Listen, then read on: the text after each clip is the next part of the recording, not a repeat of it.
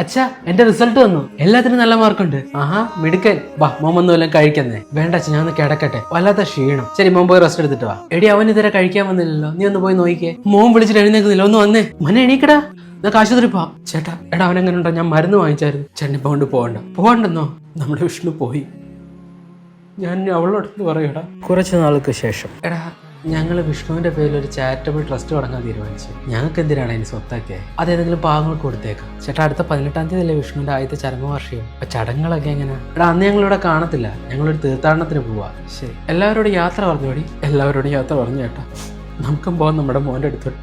ഇതവൻ സ്കൂളിൽ പഠിച്ചുകൊണ്ടിരുന്നപ്പം ഉപയോഗിച്ച ബെൽറ്റാ. നമുക്കും പോകാം അവൻ്റെ അടുത്തോട്ട്.